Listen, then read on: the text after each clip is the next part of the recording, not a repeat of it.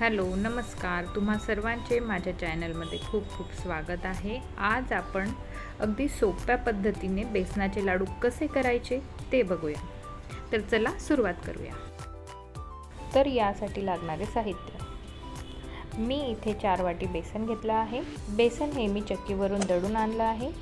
आपल्याला इथे थोडं जाडसरच बेसन हवं आहे। जास्त बारीक बेसन दळल्याने लाडू ज्या वेळेला आपण खातो तेव्हा तो घशात गोळा तयार झाल्यासारखं जाणवतो। शक्य असल्यास तुम्ही अशा प्रकारे चणा डाळ दळून बेसन जाडसर दळून घेऊ शकता, नाहीतर आपण रेडीमेड बेसन देखील यासाठी वापरू शकता। बस थोडा टेस्टमध्ये फरक राहील तेवढंच।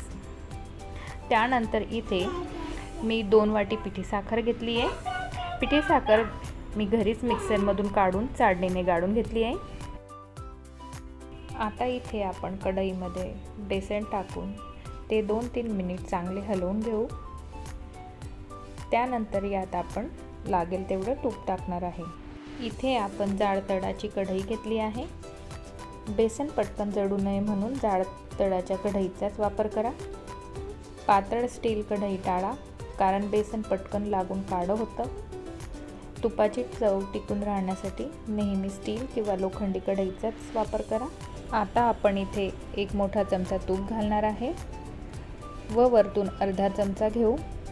असे 1.5 चम्मच इथे आपण तूप घालू। जशी जशी तुपाची गरज वाटेल तसं आपण इथे तूप घालू, कारण तूप जास्त झाले तर लाडू सैल पडतील। बेसनाचे लाडू बनवताना आपण जर काही गोष्टी बघितल्यास आपले लाडू अगदी परफेक्ट मनासारखे होतात। म्हणून अशा काही टिप्स मी तुम्हाला सांगत आहे, ते तुम्ही लक्षात ठेवल्यास तुमचे लाडू नक्कीच छान होतील। बेसन परतताना गॅस कमी ते मध्यम ठेवायचा, नाहीतर बेसन पटकन जळतं। बेसन नीट परतल्यावरच लाडू छान लागतो, नाहीतर कच्चट बेसनाची चव चांगली लागत नाही। आपल्याला इथे 20 ते 25 मिनिटं बेसन भाजायला लागणार आहे। बेसन छान परतणं महत्त्वाचं आहे। मिश्रण जर आपल्याला कोरडं वाटत असेल तर आपण थोडं थोडं तूप टाकत जाऊया। इथे मी आता परत 1 चम्मच तूप टाकते आहे आणि चांगलं आपण इथे मिक्स करून घेऊ पुन्हा। तर इथे मला 10 मिनिटं झाले बेसन परतून। आता आपण इथे परत एकदा 2 चमचे तूप घालणार आहे। त्यानंतर इथे आपण चांगलं मिक्स करून घेऊ। जर बेसन कोरडं वाटत असेल तर परत तूप टाकूया आपण। आता इथे 20 ते 22 मिनिटं झाली आहे बेसन हलवून। मी परत एकदा 2 चमचे तूप टाकणार आहे, कारण बेसन कोरडं वाटत आहे।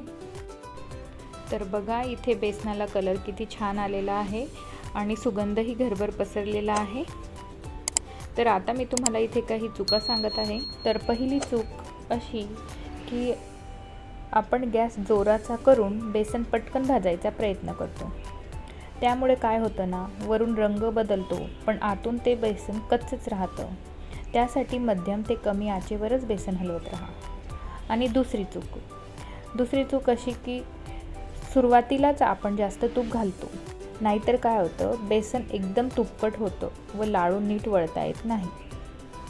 तर गरजेनुसारच तुम्ही थोडं थोडं तूप वापरा, म्हणजे लाडू अगदी छान व नीट वळता येतील। आणि अजून एक टिप्स मी तुम्हाला अशी सांगते की बेसन नीट परतलंय की नाही हे तपासण्यासाठी थोडंसं मिश्रण तुम्ही हातात घेऊन बोटामध्ये असं दाबून बघा।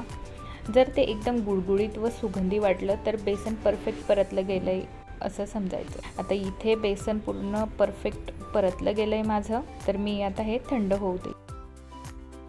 तर आता इथे 10 मिनिट झालेले आहे।